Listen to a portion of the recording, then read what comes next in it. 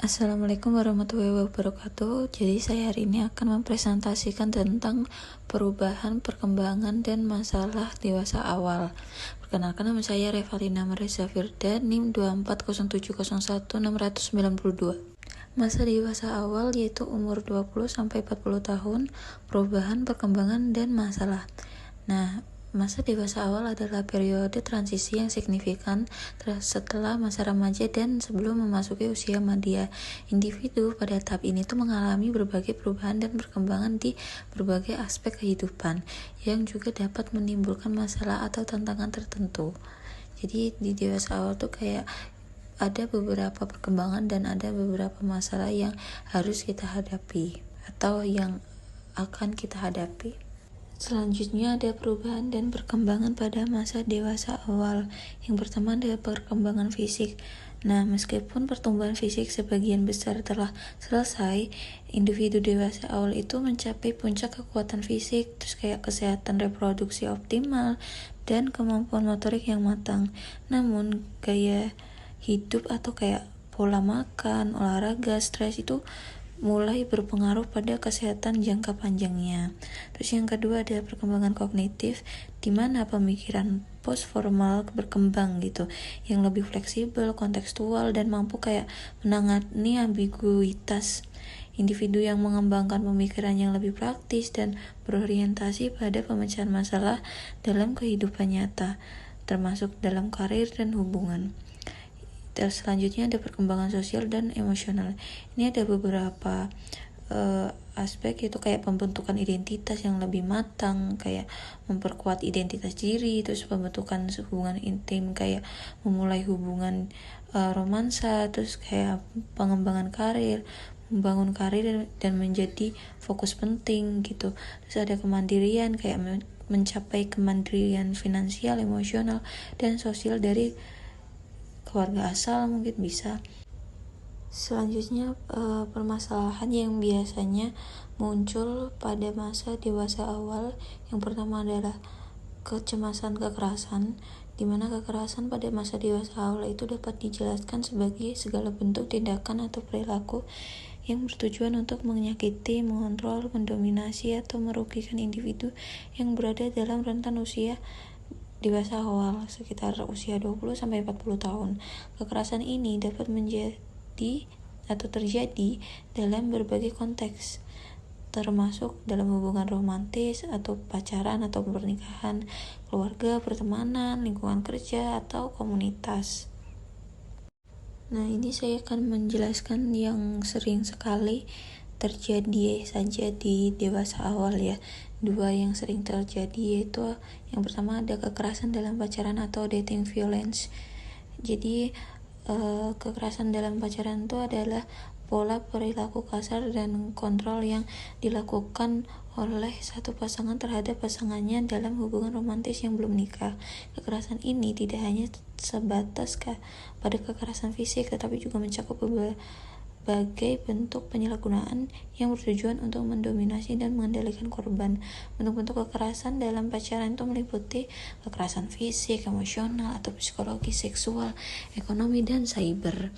Contoh ini misalnya ada dua orang yang berpacaran. Nah, salah satunya itu misalnya lakinya itu ingin melakukan pemuasan seksual gitu terhadap si ceweknya, tapi ceweknya nggak mau.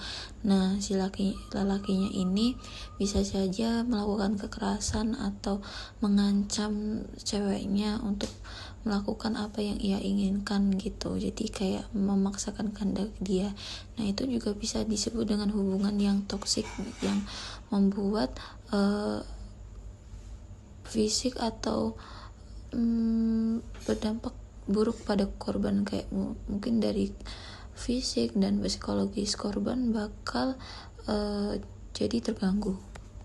Selanjutnya kekerasan dalam rumah tangga atau KDRT.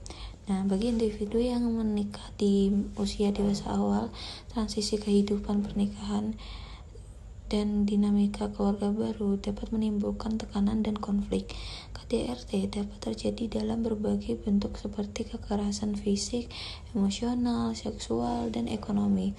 Faktor-faktor seperti masalah keuangan, perbedaan ekspektasi, dan kurangnya keterampilan menyelesaikan konflik dalam memicu kekerasan. Dampak KDRT sangat merusak baik secara fisik maupun psikologis dan dapat mempengaruhi kesejahteraan seluruh anggota keluarga.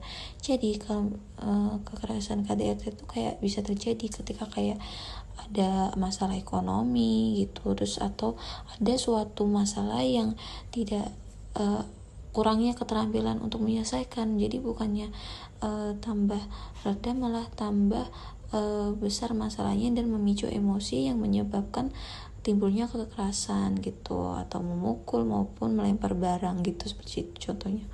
Selanjutnya itu masalah kecemasan dan masa depan gitu. Nah, masa dewasa awal adalah periode di mana individu dihadapkan pada berbagai pilihan dan tuntutan terkait masa depan, terutama dalam hal karir, pendidikan lanjutan, pernikahan, dan keluarga. Ketidakpastian terkait pencapaian tujuan-tujuan ini dapat memicu kecemasan. Misalnya kita mau memasuki dewasa awal itu kayak kita bakalan mikir gimana caranya dapat masa depan yang baik, gimana sih nanti kayak habis kita selesai pendidikan kita harus ngapain, apakah kita harus kerja atau kita memulai hubungan atau dan lain-lain. Kita pasti memikirkan kayak gitu kan, untuk masa depan yang baik kayak gitu. Nah, kecemasan masa depan tuh banyak macamnya. Yang pertama itu kecemasan karir dan pekerjaan. Nah, ini itu tekanan untuk mendapatkan pekerjaan yang stabil dan sesuai, kayak persaingan di dunia kerja, ketidakpastian ekonomi, dan kekhawatiran tentang kemajuan karir dapat menimbulkan kecemasan yang signifikan. Yang kedua, kecemasan finansial, kayak tanggung jawab finansial yang meningkat termasuk membayar hutang, kayak pendidikan, biaya hidup, dan perencanaan keuangan masa depan dapat menjadi sumber kecemasan. Terus selanjutnya kecemasan dalam hubungan pernikahan, itu ketidakpastian dalam mencari pasangan hidup, kayak tekanan untuk menikah dari keluarga dan masyarakat, serta kekhawatiran tentang keberlangsungan dan kualitas hubungan yang sudah ada dalam memicu kecemasan. Terus kecemasan terkait tujuan hidup dan makna. Nah, ini individu di masa dewasa awal mulai merenungkan tujuan hidupnya dan kontribusi mereka gitu loh. Jadi ketidakjelasan dan keraguan tentang hal ini tuh dapat menimbulkan kecemasan eksistensial. Terus kecemasan sosial, pembandingan diri, kayak tekanan sosial yang mencapai kesuksesan gitu loh. Jadi kayak kita membandingkan diri dengan orang lain, kayak bisa melalui media sosial, kayak itu dapat meningkatkan kecemasan dalam pencapaian masa depan.